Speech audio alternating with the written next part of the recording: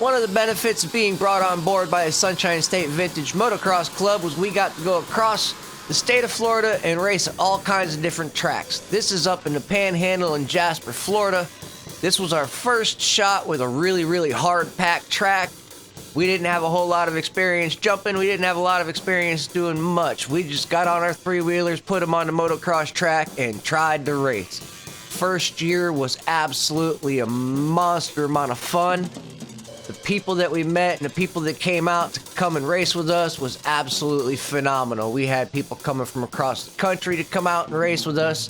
It was awesome times. Unfortunately, this race was the retiring race for Mr. Jeremy, one of the original guys of the syndicate.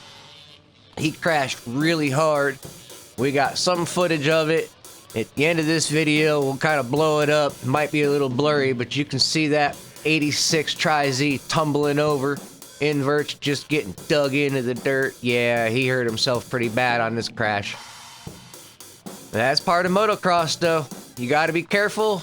Risk versus reward. Don't push yourself too hard. You push yourself past the limit and bad things happen. This is racing after all, and you can delete yourself while you're racing. You could put yourself in the hospital and retire yourself prematurely just by trying to be a little extra. See you in the next one. Y'all have a great day. Appreciate it.